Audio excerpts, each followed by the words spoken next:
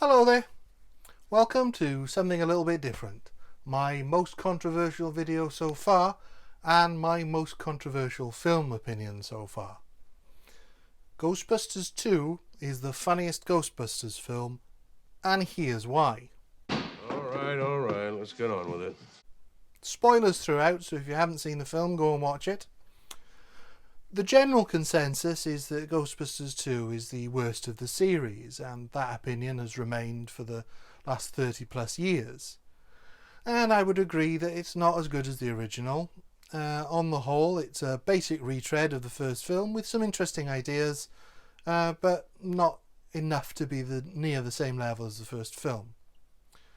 But I would, and I am going to argue, that the jokes in Ghostbusters 2 are better. Difficult to argue because humour is subjective, and I think because the film isn't as good, the jokes tend to be overlooked, but I'm going to give it a go. I think the first joke, when Ray, played by Dan Aykroyd, and Winston, played by Ernie Hudson, have to attend a kid's party to earn money, and the kids are bored of them, so they all want He-Man to attend instead. Oh, I thought it was going to be He-Man. Is the weakest of the film, which is not a great start.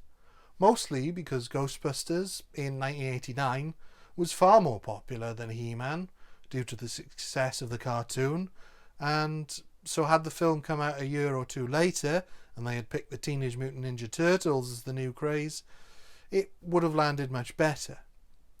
But luckily, the next big gag is superb from start to finish. And that is Dana, played by Sigourney Weaver, going to visit Egon, played by the late Harold Ramis, because her baby's pram took off on its own in the pre-credit sequence. This scene at Egon's family research lab is hilarious, with Egon basically in his own personal heaven, experimenting with whether people's moods have an effect on their environment and vice versa. This includes a couple who think they're there for marriage counselling, and a kid who is given a puppy to play with, which Egon intends to remove to see how the little girl reacts. His whole job is to upset and annoy people. This scene ends with a superb punchline where Dana asks if Peter ever mentions him, and while her back is turned, Egon replies no, and then proceeds to scan her emotional reaction. It's perfect. The introduction to Peter, played by Bill Murray, is not as good. It's fine, but I feel like it would have been funnier if he had been hosting a paranormal game show rather than a paranormal talk show, based on Dana's line in the first film. You're more like a game show host. We then get introduced to one of cinema's greatest characters, Janos Pohar, played to perfection by Peter MacNicol. He's the potentially unwilling driving force of the villain's plot, and has some of the best lines. Oh, command me, Lord! He's just so odd, but never over the top. The greatest shame of the failure of the movie is that we didn't get more Janos. When we see Ray next, he's working at his bookshop, Ray's Occult, which I'm surprised they got away with because it's pretty clear what that title is alluding to. I certainly didn't get it when I watched it as a kid, but as an adult it always gives me a little chuckle. The scenes where Peter, Ray and Egon go to examine Dana's baby go on for a little too long, but finding out more horrific details about Egon's childhood, like how his parents didn't believe in toys and that he had a slinky but straightened it, are so good, and while not as iconic as I collect spores, moulds and fungus from the first film, it gives us so much more insight into the character, while also having a pitch-perfect delivery from Ramis. The scene that this leads to, of the three of them digging up the street, is also really funny, with Egon being so bad at acting like a workman.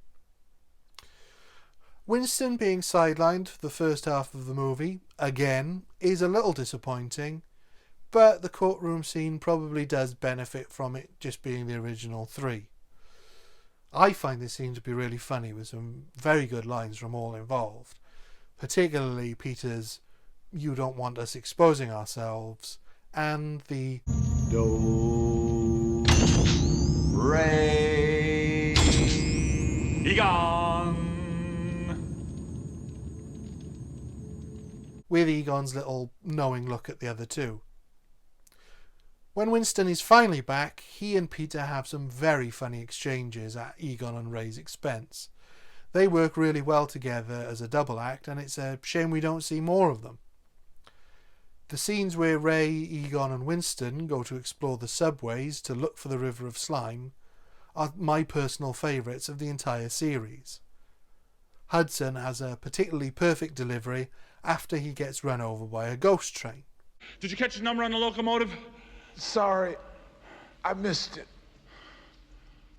When supernatural activity starts to ramp up, there's a really good Titanic joke, delivered by a cameo from Cheech Marin.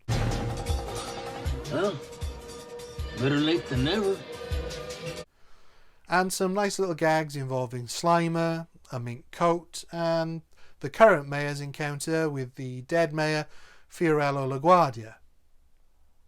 It's not the greatest sequel ever. It is a rehash of the first film in so many ways, but I don't think the film deserves a bad reputation as the one it has. It's hilarious, and I think a lot of the gags and comedy set pieces are stronger than the first film. I was surprised how much more I enjoy this film each time I watch it as I spot something new. There are more things that don't work than in the original, but there are a lot of things that work really well.